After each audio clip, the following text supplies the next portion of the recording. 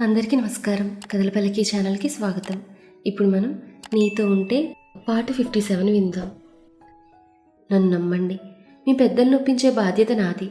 వాడి బర్త్డే రోజు సర్ప్రైజ్ చేయడానికి మాత్రం సిద్ధంగా ఉండండి అని చెప్పి అంజలి వైపు చూసేసరికి తన వైపే నవ్వుతూ చూస్తోంది. ఆ చూపెందుకో రవికి తెలియని ధైర్యాన్ని ఇచ్చింది. వెళ్ళొస్తానండి అని చెప్పి అక్కడి నుంచి శ్రీనివాస్ దగ్గరికి వెళ్ళారు రవి, సుజాత. ఇక్కడ తులసికి తెలియని విషయాలు ఏంటంటే, సుజీ, సాయంత్రమే ఆంటీకి చెప్దాం. కాలేజ్ తర్వాత నేను హాస్పిటల్కి వెళ్తాను. నేను కూడా రానా? నువ్వు వస్తే వాడికి డౌట్ వస్తుందేమో. నేను మాట్లాడతానులే, ఏమైనా అవసరమైతే చెప్తాను. ఆంటీ ఇంటికి వచ్చాక మాట్లాడుతూ. సరే, అన్నయ్య వస్తున్నాడు. Topic divert. అదే రోజు సాయంత్రం హాస్పిటల్లో ఆంటీ అంటూ దేవి రూమ్ డోర్ ఓపెన్ చేశాడు రవి. రే రవి, రా కూర్చో. బిజీగా ఉన్నారా ఆంటీ అని అడుగుతూ దేవి ఎదురుగా చైర్లో కూర్చున్నాడు. లేదు, ఫ్రీగానే ఉన్నాను. ఏంటి నాన్న ఇలా వచ్చావు? ఒంట్లో ఏమైనా బాగాలేదా? ఆహా, అదేం లేదా ఆంటీ, మీతో ఒక విషయం మాట్లాడాలని ఇలా. చెప్పు. ధైర్యం తెచ్చుకొని తులసి గురించి చెప్పాడు రవి. ఏరా, మీరు కాలేజీకి వెళ్తాం చదువుకోవడానికా లేక ప్రేమించుకోవడానికా? ఈ విషయం మీరు అడిగితే బాగోదేమో ఆంటీ. ఎందుకంటే మరి ఆ రోజుల్లో. వద్దు, ఫ్లాష్ బ్యాక్కి వెళ్ళొద్దు. ఇప్పుడేంటి, నెక్స్ట్ 10 డేస్లో ఆ అమ్మాయి పేరెంట్స్తో మాట్లాడి సంబంధం కుదుర్చుకొని మీ ఫ్రెండ్కి వాడు ప్రేమించే అమ్మాయిని గిఫ్ట్గా ఇవ్వాలంటావు. అవునా ఆంటీ? ఇంకంతా మీ చేతుల్లోనే ఉంది. మరి అమ్మాయి ఫ్యామిలీ డీటెయిల్స్ రెడీ ఆంటీ అంటూ జేబులో నుండి ఒక పేపర్ తీసిచ్చాడు. బాగా ప్రిపేర్ అయ్యి వచ్చావు అన్నమాట. సరే, నువ్వు వాడి విషయంలో ఏదైనా ఆలోచించి చేస్తావన్న నమ్మకం ఉంది కాబట్టి మీ అంకుల్తో మాట్లాడి చూస్తాను. నాకు తెలుసా ఆంటీ మీరు ఒప్పుకుంటారని. మా మంచి ఆంటీ. ఈ మాటలకేం కానీ నన్ను ఇంటి దగ్గర దింపుతూ పదా. ఆ రాత్రే దేవి రామరాజుతో మాట్లాడడం, రామరాజు తులసి గురించి తన ఫ్యామిలీ గురించి కనుక్కోవడం, వాళ్ళది మంచి కుటుంబం అని తెలిసి 4 రోజుల తర్వాత తులసి వాళ్ళ ఇంటికి వెళ్ళి సంబంధం కుదుర్చుకోవడం, అవన్నీ జరిగిపోయాయి. ఇప్పుడు ప్రస్తుతానికి వస్తే, అంటే ఫ్లాష్ బ్యాక్లో ప్రస్తుతం అన్నమాట. మీ అమ్మ నాన్నకి రవి గారు ఏం చెప్పారో ఎలా ఒప్పించారో తెలియదు, కానీ వాళ్లే వచ్చి మా అమ్మ నాన్నని ఒప్పించారు. మా నాన్నగారు మీలాంటి పెద్ద కుటుంబంతో సంబంధం అని కంగారు పడుతుంటే వాళ్లే మాకు అలాంటి పట్టింపులు లేవని చెప్పి ఒప్పించారు. మీకు ఇన్ని మంచి లక్షణాలు ఎలా వచ్చాయా అని అనుకునేదాన్ని. మీ అమ్మానాల నుంచి వచ్చిందని ఆ రోజే అర్థమైంది. అదండి జరిగింది. ఇదంతా జరగడానికి ముఖ్య కారణం రవి గారు, ఆ తర్వాత సుజాత. ఒక రకంగా చెప్పాలంటే వాళ్లే మన పెళ్లి పెద్దలు. వీళ్ళిలా మాట్లాడుకుంటుండగా అప్పుడే, అయిపోలేదా మీ రహస్యమంతనాలు అంటూ అడుగుతూ అక్కడికి వచ్చారు రవి, సుజాత. శ్రీనివాస్ వెంటనే ఇద్దరిని గట్టిగా హక్ చేసుకున్నాడు. ఏమైందన్నయ్య అని అడిగింది సుజాత. తులసితో పెళ్లి కుదిరిందన్న ఆనందం ఎదవకి అన్నాడు Ravi. Thank you so much. Tulasi అంతా చెప్పింది అన్నాడు శ్రీనివాస్. తెలిసిపోయిందా అనుకున్నాడు రవి. నాదేం లేదన్నయ్య, మొత్తం చేసింది వీడే అన్నది సుజాత. అంత లేదురా, ఈక్వల్ క్రెడిట్ మా ఇద్దరికి అన్నాడు రవి. సారీ రవి గారు, ఇదంతా మీ వల్లే సాధ్యమైందని చెప్పకుండా ఉండలేకపోయాను. మీకేం కోపం రాలేదు కదా నా మీద అని అడిగింది తులసి. ఎందుకు రాలేదు? బోలెడంత కోపం వస్తుంది నీ మీద అన్నాడు రవి. దాంతో తులసి కంగారుగా రవి వైపు చూసింది. మరి లేకపోతే మా సీనుకు కాబోయే భార్య అయ్యుండి నన్ను మీరు రవి గారు అని పిలిస్తే కోపం రాదా? అన్నయ్య అని పిలవాలి నన్ను, అన్నయ్య అన్నాడు రవి. దాంతో తులసి గట్టిగా ఊపిరి వదిలి, అబ్బా భయపెట్టేశారు రవి గారు. అంటే భయపెట్టేశావన్నయ్య అంది తులసి. దాంతో రవి, అది అలా పిలవాలి. అన్నట్టు నాకు ఒక చిన్న హెల్ప్ చేస్తావా చెల్లమ్మ అన్నాడు రవి. చేస్తావా ఏంటి? చెయ్యమని ఆర్డర్ వేయాలి. ఇంతకీ ఏంటా హెల్ప్ అని అడిగింది తులసి. అది సాయంత్రం నిశ్చితార్థానికి అని రవి అంటుండగా, అంజలిని పిలుస్తావా అంతేనా అని అడిగారు శ్రీనివాస్, సుజాత ఇద్దరూ ఒక్కసారిగా. దాంతో రవి, భలే కనిపెట్టేశారు అన్నాడు. నాకు తెలుసు అంజలి వస్తే నువ్వు హ్యాపీగా ఫీల్ అవుతావని. నాకు ఇంత చేసిన నీకు నేను ఆ మాత్రం చేయకపోతే ఎలా? ఆల్రెడీ తను పిలిచాను, తప్పకుండా వస్తుంది అంది తులసి. నువ్వు కూడా భలే కనిపెట్టేశావు చెల్లాయ్, సూపర్. అవును, ఇంతకీ మనకు వర్కౌట్ అవుతుందంటావా అని అడిగాడు రవి. నాకు తెలిసి ఆల్రెడీ వర్కౌట్ అయిపోయింది, ఇంక బయటపడ్డమే ఆలస్యం. తొందరలోనే గుడ్ న్యూస్ చెప్తావు చూడు అంది తులసి. నీ నోటి చలవ్వాలి అదే నిజమైతే ఎంత బాగుండు.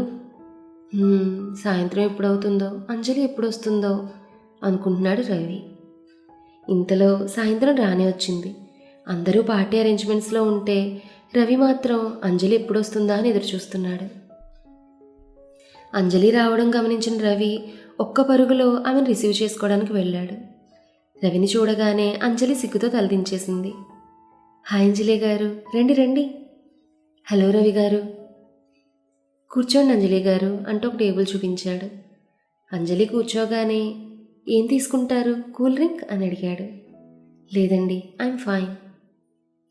ఇంతలో దేవి పిలవడంతో ఇప్పుడే వస్తానండి అంటూ దేవి దగ్గరికి వెళ్ళిన రవి పక్కనే ఉన్న సుజాతతో అంజలికి కంపెనీ ఇవ్వమని చెప్పాడు.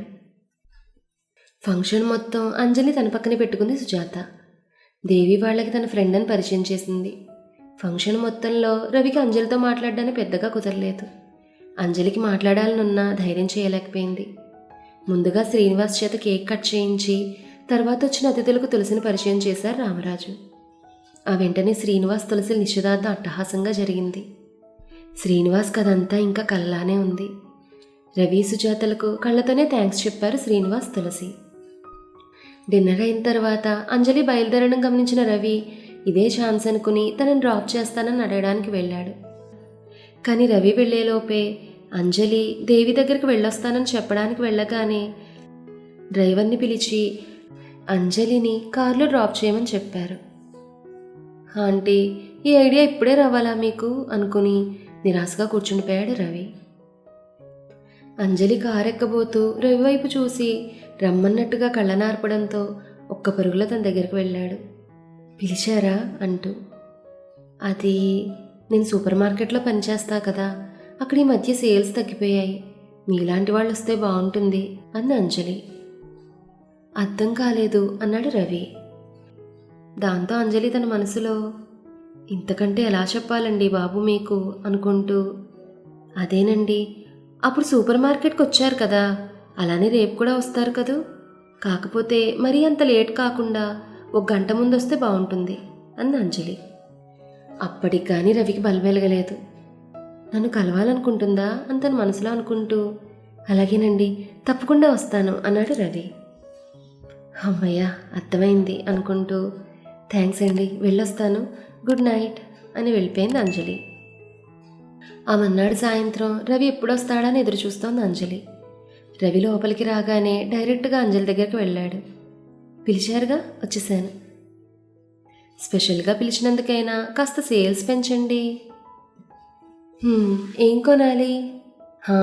ఒక అమ్మాయికి చాక్లెట్ ఇవ్వాలండి, కానీ ఏ చాక్లెట్ ఇవ్వాలో తెలియట్లేదు, అందుకే మీకు నచ్చిన ఒక చాక్లెట్కి బిల్ వేసి ఇవ్వండి. దాంతో అంజలి చిన్నగా నవ్వి తనకి ఇష్టమైన చాక్లెట్ తీసుకుని బిల్ రవి చేతికిచ్చింది. కొనేసరిగా ఇంకా బయలుదేరండి అంది అంజలి. దాంతో అమాయకంగా ఫేస్ పెట్టి నిజంగా ఇందుకేనా అండి నన్ను రమ్మంది అని అడిగాడు రవి. మరి సూపర్ మార్కెట్కి ఇంకెందుకు పిలుస్తారండి, నేను కూడా బయలుదేరే టైం అయింది, కాబట్టి మీరు బయలుదేరితే మంచిది అంది అంజలి.